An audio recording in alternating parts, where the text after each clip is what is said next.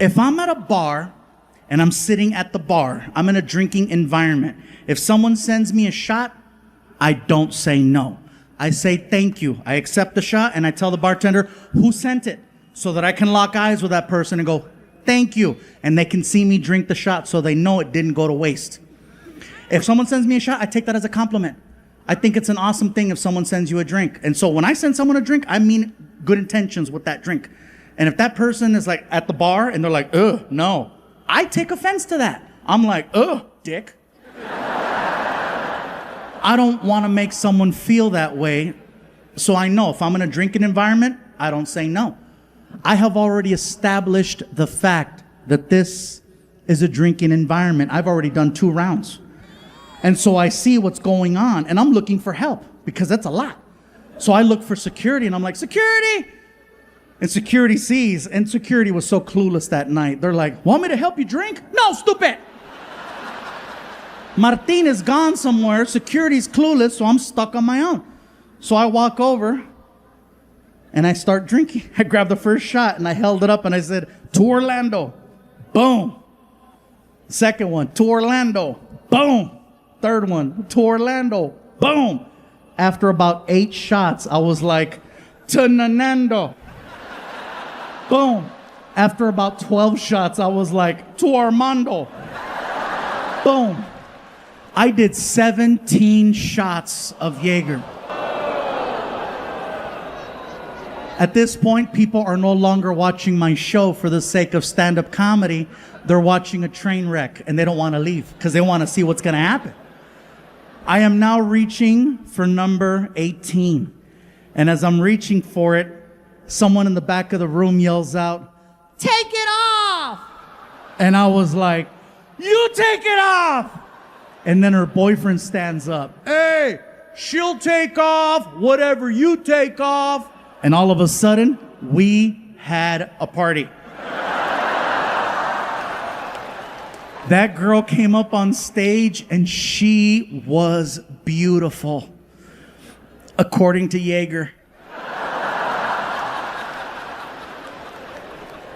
She's standing on the stage next to me, but at this point, I'm so gone, I can barely finish a sentence. So then the crowd starts chanting, take it off, take it off. I'm like, here we go. So I kick off a shoe. She kicks off a sandal. I kick off the other shoe. She kicks off the other sandal. And we started going toe to toe. Eventually, I end up in my boxers and nothing else. And she's in her sports bra and her underwear. And it's her turn. And we all know it's her turn. And this is what I feel like I might get in trouble for because I was instigating. I was like, we're gonna see something. We're gonna see something. I don't know what we're gonna see, but we're gonna see something. It's either gonna be Momo or Meow Meow. It's gonna be something. As soon as she heard Meow Meow, she ran off the stage. And now I'm standing there in my boxers. No one there to help me. Finally, my friend shows up. Martin comes out the door, runs down the stairs, takes the microphone away from me. He goes, get your ass upstairs. I'm not paying attention. I'm just looking at the ground. You know, I am gone. I'm this guy. I look like the end of a Mortal Kombat game. So I'm not looking at Martin, so he pops me in the chest. He goes, hey, huh? And I see Martin's face, and his whole face is covered with salt. Because he's a whore. Martin says, get your ass upstairs. Okay, Martin. So I start trying to walk up the stairs, but I can't because I'm too drunk. So I got to do that little baby bear crawl.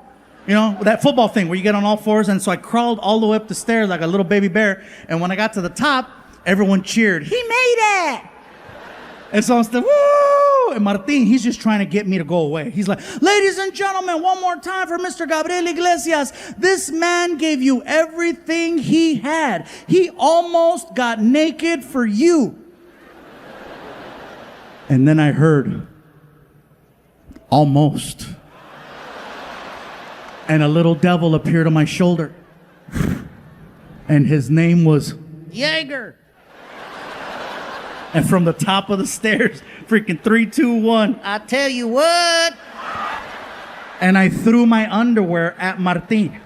Half the crowd saw my side naked. Got some tweets about the first show. People were asking Martin because, people saw Stand Up Revolution season 1 and they noticed that your hair is different. Your hair is actually 3 inches longer than it was last year. You know what? I'm just glad I picked up inches somewhere, bro.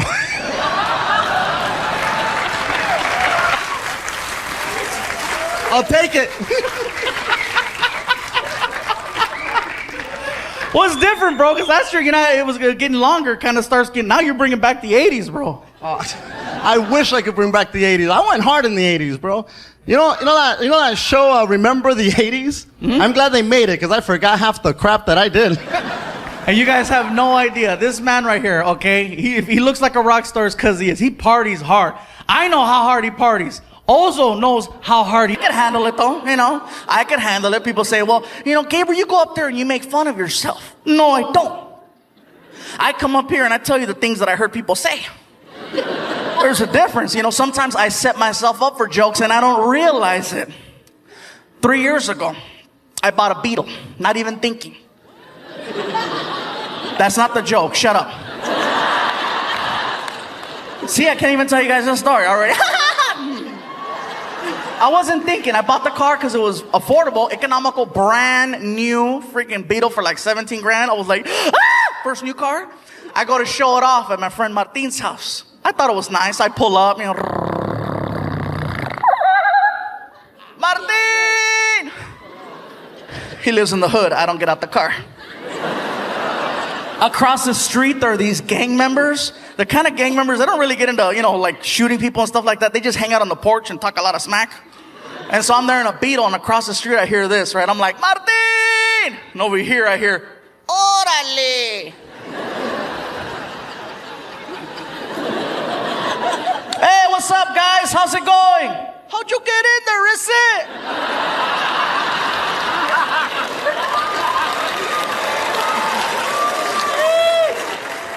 Hurry up, Martin! 2 months later, I go back to pick him up. Now I've had some time to work on the car, right? I put some rims on it, some stickers. I put a chip in the motor so it goes faster.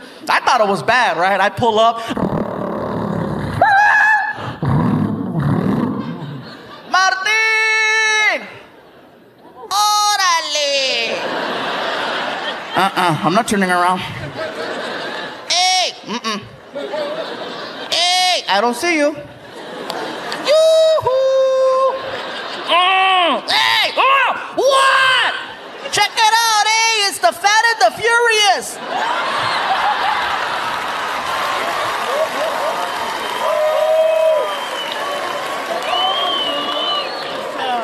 I didn't even wait, man. Got rid of that car, man. I traded it in and got myself a big old SUV. Oh, it was nice for a while. This car freaking sucked on mileage, so man, I got 11 miles to the gallon. Oh, you cannot be badass in a car that kills gas like I kill tacos. You can't be at the stoplight trying to intimidate other cars. What? Whoa. $20 right there.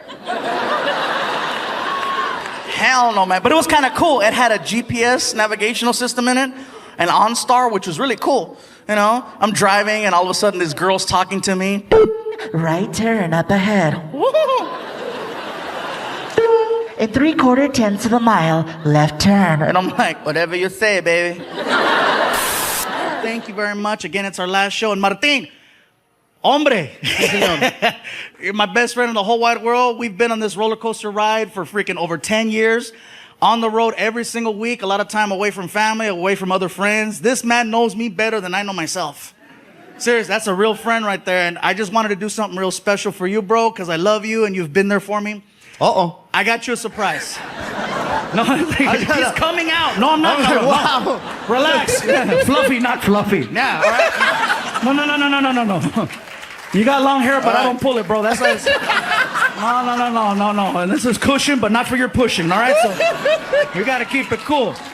No, but hey, I love you, and I wanted to do something real special for you since this is the last show. And I I know you're having some problems because you don't have a car right now. So I'll just leave it like this. Manny, can you run the footage, please? Hey, what's up, you guys? I'm standing right here in front of Madness Auto Works with my buddy John. This is the season finale. It's the last episode, and we wanted to do something really, really special for the special man in my life. That doesn't sound right. No. My homie Martin, he's my buddy, he's my friend, and so we got Martin his own van. So, Martin, say hello to your future ride.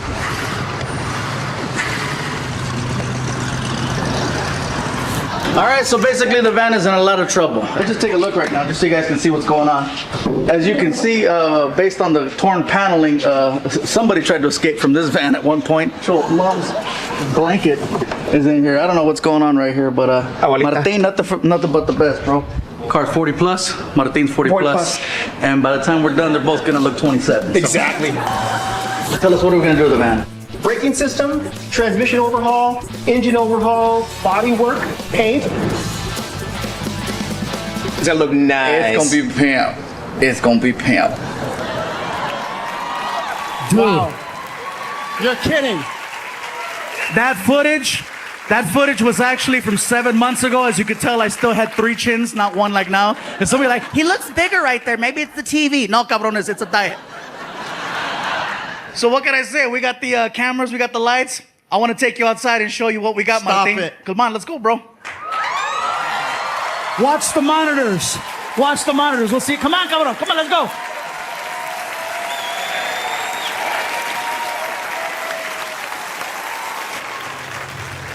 Wow!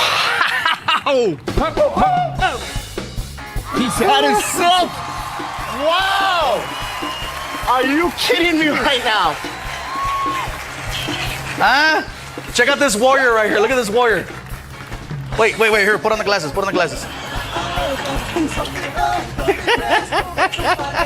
Wow. Wait, do the pose. Wait, hold on. Wait, there's more, Martin. Come check this out over here. Look at. I know you said you want like an A-Team style van, so that's what we did. We got the cool fancy grill right here in the front. I got your alter ego on this side. Dr. Filthy. Nice. I'm gonna get you cards made. It's gonna be really cool. Check it out. There's more, dude.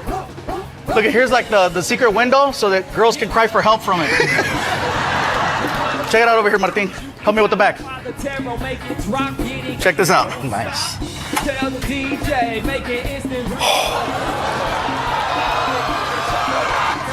Somebody's daughter is gonna get sacrificed in here. I hope you guys know that.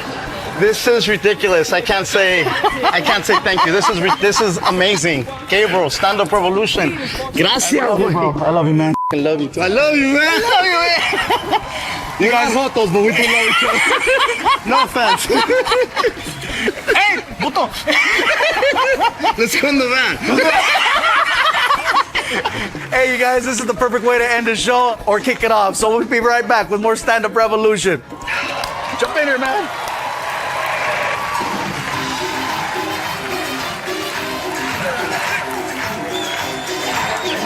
I'm sure at home, and I'm sure a lot of you guys are wondering, what's going on, Gabriel? Okay, you get a TV show.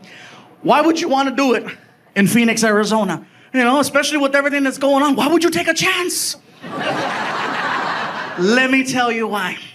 The guys in the back, show the picture. Now notice you don't see a white bus driver in the picture. It's because he took the picture. Apparently, even after talking smack to immigration, he was still considered an innocent bystander. You guys, can you show the next one? That's Sanchez. Traitor! Show the next one. There's a dog! And there's where we threw it. Special that I did a bunch of them. So then, she walks me into the doctor's office. I sit down, doctor walks in, and we spoke for an hour. In a nutshell, what he says is that he wants to take my stomach, which in his opinion is the size of an NFL football, and he wants to cut it and make it the size of a hard-boiled egg. Therefore, you only eat this much and you lose weight with time. Problem with gastric bypass is that if you don't stick to their program religiously, not only will you not lose weight, you will gain weight, and you'll have a series of complications. And then he asked, do you travel a lot? I'm like, I'm on the road 46 weeks out of the year. He goes, this is not gonna work for you. I'm like, I agree, I like 2 eggs. I said, well, what should I do? He goes, I don't know, but this isn't gonna work. So I left the office. I was bummed out, you guys. I get in my car. I was so depressed because I'm like, someone told me I got 2 years to live. Surgery's my last hope. And so I started crying. I was sad. I was in the car. I'm crying. I'm like, what the hell am I gonna do? And the only thing that could cheer me up was a drive-thru. And I know that sounds crazy. Some of you are like, isn't that what got you in that position to begin with? Yes, but it's the only thing that made sense. There's a reason why it's called comfort food. Think about that. Anytime you see someone eating a burger, they never look sad. They always look happy. You might look sad walking in, you might look sad walking out, but when the actual event of eating a burger is happening, life couldn't be better. That's right. My girl told me that I make sounds when I eat burgers. I didn't know. Apparently I do. I'm eating a burger and I'm like,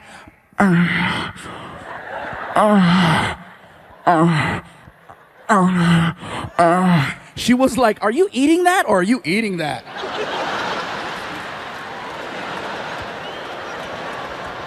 Think about it. Who's sad when they're eating fast food? I'll tell you who's sad. The person eating a salad watching someone eat fast food. That's who's sad. So I pull up to this fast food restaurant with a big M on it. And the guy in the speaker's like, may I help you? And I'm crying. I'm like, you have no idea. What I eventually wound up doing, you guys, is I started low carbing. Now, I am not eating healthy by no means, okay? I still eat fast food every single day. And people question it. How do you eat fast food and lose 100 pounds? I'll give you an example. I'll go to a burger place and I'll order a double cheeseburger. I won't eat the bread. I won't eat the onions, the tomato, the ketchup. I'll eat the meat, the cheese, the mayo, the mustard, and I'll order up to 3 with like 3 diet sodas. And people go, that's unhealthy.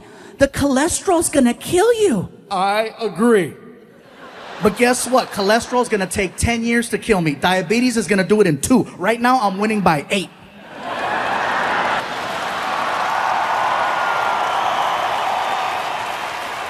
Hell yeah, that's called fluffy math, bro. There's a lot of people mad in here right now. Fluffy found a loophole, yes. So I started low carbing, I started doing yoga, and I know that sounds like a joke right there. Yeah, some of you are like, he means yogurt. No, yoga. Freaking DDP helped me, and then I started lifting weights, and it's kind of hard for me, you guys, because now I have people at my shows telling me, we're noticing there's a little difference. You're a little less fluffy. What's gonna happen if you keep losing weight? What are we gonna call you? What are we gonna call you? I lift weights. Call me Buffy. I don't care. The point is that I'm not trying to lose weight for... So let me tell you guys, I'm in the doctor's office, and he tells me, he says, listen, Gabriel, obviously working out isn't cutting it. I have a friend who specializes in gastric bypass, and I think it would benefit you greatly to at least listen to what the guy has to say. It couldn't hurt. So he hands me a card. The card says BH Surgical Center. I make an appointment. I show up to this place. I get to the door.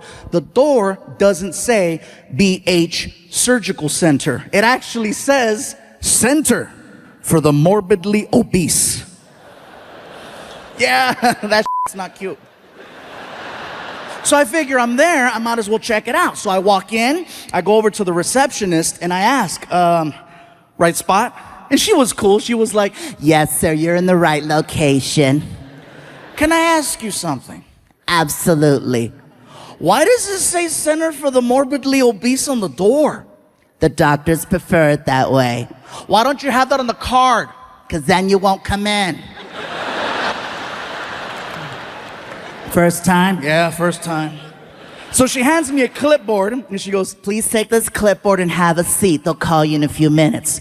So I turn around and I sit down on this couch, and I start filling out the paperwork. And it wasn't like insurance forms and stuff like that. It was actually more of like a questionnaire. They ask you a bunch of questions, and you have to answer from 1 to 10 how unhealthy you think you are. And it's not going good. It's not. I'm like, oh, freaking 8, 8, 9, 9, 9, 9, 10, 9, 9, 10, 9, 10, 10, 10, 10, 10, 10, 10. And as I'm filling out the paperwork outside the door, I hear.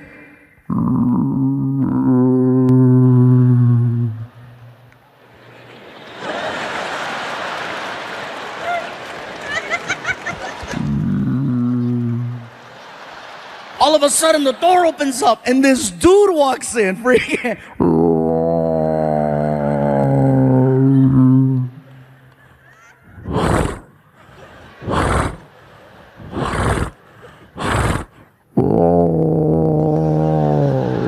I was like, oh my God, you're morbid. Immediately, my score got better. I'm like, shoot, I'm a 4-4, 3-3-3, 2-2-2, 1-1-1, 1-1-1, 1-1-1. I'm healthy by default.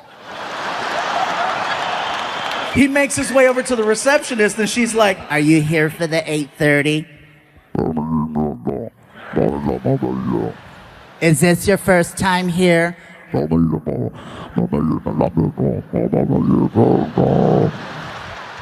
Because the doctors prefer it that way.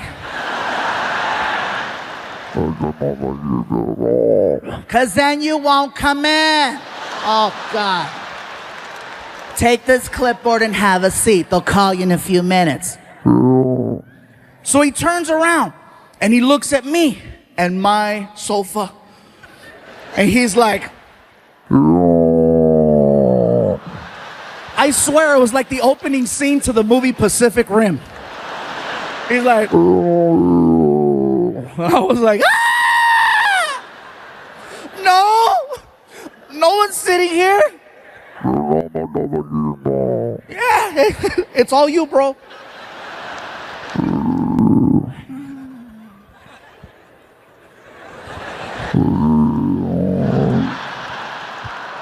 I'm not trying to preach to nobody. This is what you got to do with your life. Hell no, shoot. You like burgers? Kill it. Dale gas. I'm just saying that's what I'm going through. And then people think, oh, he's trying to lose weight because he's doing movies. He wants to look better. He wants to be accepted. He wants to be accepted. No. Don't get it twisted, you guys. Don't even think that. At my highest weight of 445 pounds, the level of acceptance I had was amazing. Okay? To put it to you like this,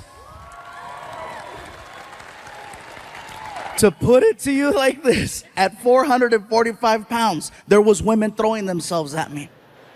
At 445 pounds, there was men. Oh, in Bay Area, let me tell you something about gay men. I know you're in here. I saw the line. I'm going to tell you something about gay men. Gay men are very creative, they're very persistent, and they're very opportunistic when they want to achieve the mission. They're just as calculated as straight men are.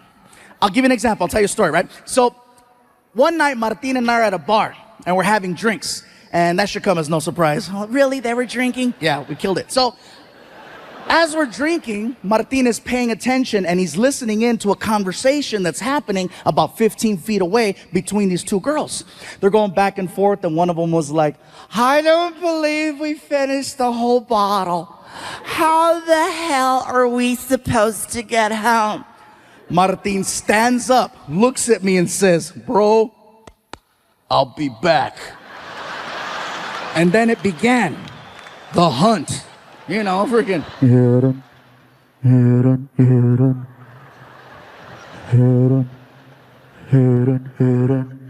Gay men are the exact same way.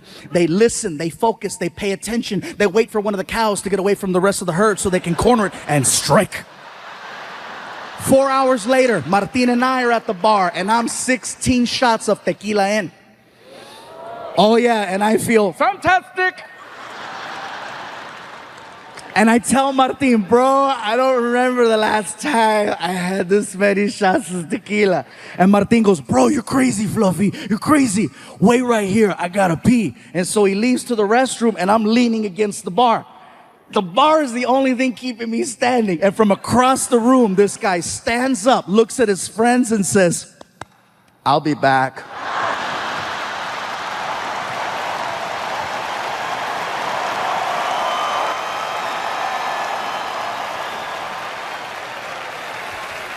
And then it began, the hunt.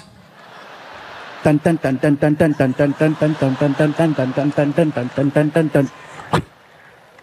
he gets in my face and he tells me, I just have to say, I am such a huge fan of yours. Oh my God. Anytime someone says they're a huge fan of mine, it automatically makes me smile. Even more so if I've been drinking. Oh yeah, if I'm drinking, I'm like, thank you. Thank you. Bro, I was so loaded, I bowed. Thank you.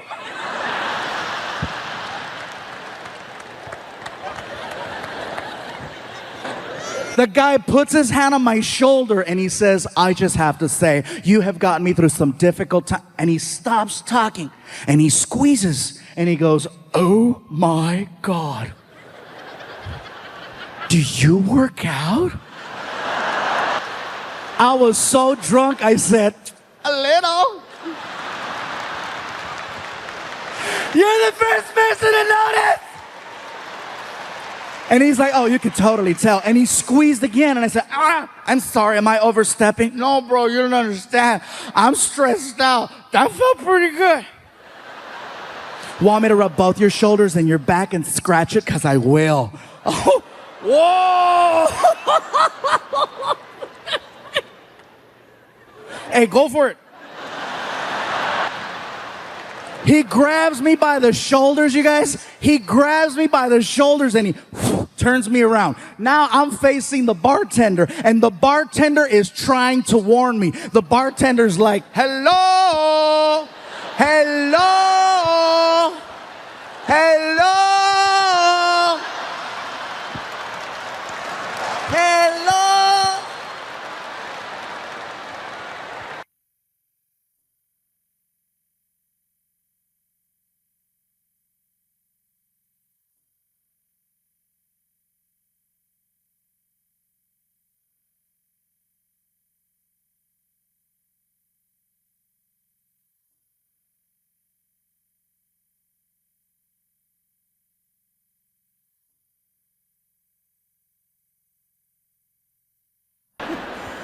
This next thing I'm going to say is in no way, shape, or form political. So please don't take it that way. The vaccine. Look at some of you. Oh, here we go. Here we go. I knew it. I knew it was coming. I knew it. Look at him. He's got booster written all over him. Look at him. I'm not here to tell you what to do with your bodies. I'm just here to share a story. I got vaccinated, okay, and I'm not saying it to get approval. I'm just telling you because, hey, look, I was 85% of the underlying conditions. At this point, I'm rolling the dice. Plus, I wanted to work. I got the vaccine, but it was one of those things where, in the beginning, when you wanted to get the vaccine, you couldn't just walk into a CVS. You had to make an appointment, and it was a drive out. You couldn't just show up, because I tried. Oh, I tried using the face. I'm like, hey. Apparently this only works at Red Lobster. Oh yeah, I could show up at Red Lobster at 8 o'clock on a Saturday. It's on. Do you have reservations? It's fluffy, make biscuits. But for the vaccine, no, I made my appointment like everyone else. It was a drive-out location, There's a little speaker box. May I help you? This is very familiar. Yeah, let me have a large vaccine. Pfizer, Moderna. I got a coupon, whatever's free. Pull up to the window. And then I pull up to the next window. And then a guy who's all covered up, he's got the whole, Then you give them your arm, and then they harpoon you, and they make you park your car for 10 to 15 minutes in case you have an allergic reaction. So I'm sitting in the car, and I got the radio going and the AC going, and I glance over, and I notice that there's people there protesting. And that's fine. Protesting is a right, and I'm all for it, okay? My problem is when protesters leave the sidewalk and get right in your face. So here's what happened. I glance over, I see the protesters, and I locked eyes with one of them.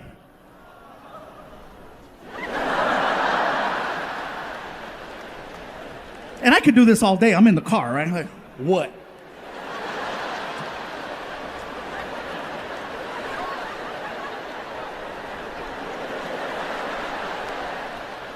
The lady who I'm looking at all of a sudden starts walking towards me. And I'm like, Ah, shit. She gets to my car and she starts going off on me. And I have never had a complete stranger go off on me for no reason at all. She gets to the car and she's like, "You are so stupid. You are so stupid. How could you get the vaccine? How could you get the vaccine? You have no idea what you just put inside your body, dumbass." I didn't know what to say. I was like, "Bitch, I eat chorizo."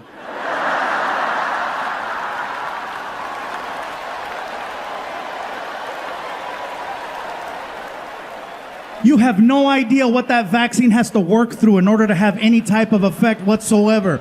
It's got to go through years worth of chorizo, chicharrón, carnitas, carne asada, freaking hot dogs, bologna, spam, menudo, caldo de res. Oh, it's got to go through the gauntlet.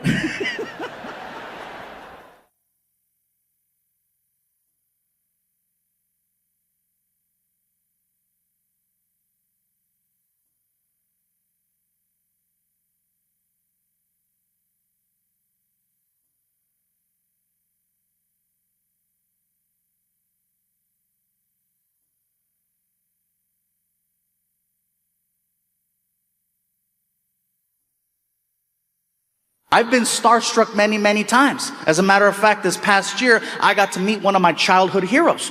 I got to meet Arnold Schwarzenegger. Now, some of you are clapping, some of you are like, wait. Well, here's the thing. I didn't love him as a politician, and I was too young to know him as a bodybuilder. All I knew is the movie Terminator was my favorite movie, and he was the Terminator. So, here's the story. I'm in LA at this red carpet event for some movie that I still haven't seen. I'm standing there with my publicist, okay? I'm standing there with my publicist, and she's explaining to me how the red carpet works. "Listen, Gabriel, this is what's gonna happen. You're gonna go down the red carpet, and then the paparazzi's gonna start taking photos of you, and then someone's gonna ask you some questions. It's a lot of fun. Then we'll go inside, and then we'll go to the after party. It's gonna be great." As she's telling me this, I'm looking around, and I look over and I notice, I see him. I see Arnold Schwarzenegger, and I freak out.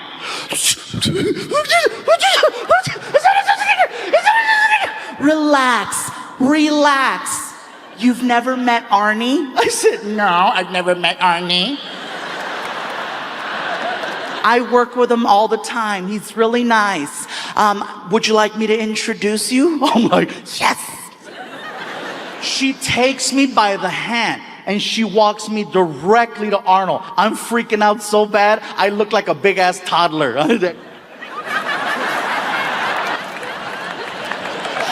We get over to Arnold Schwarzenegger's area, and he's Arnold Schwarzenegger. He's already got a big group of people around him waiting to take a photo. So I'm just patiently waiting. As I'm watching him, you guys, I gotta tell you right now, no one on this planet is better at meeting people than Arnold Schwarzenegger. He is the greatest people meter I've ever witnessed. And the reason I say this is because when you meet him, he's very engaging. He grabs your hand, he pulls you in, he looks at you in the eyes, and he turns it on. When you meet Arnold, you get exactly what you think you're gonna get. It's awesome to watch. You know? "How are you? So nice to meet you. You're so strong. You put my hand. Hey, look at you. This is incredible. Got these lights and this red carpet. This is incredible. Excuse me. How are you? Hey, you're so strong. You put my hand. This is incredible. Look at you." People are walking away from him, looking at their hand. They're looking at their hand, you guys. 10 minutes I'm watching Arnold Schwarzenegger light people up. And then I noticed something else. I noticed that Arnold has a handler, a guy who stands right behind him.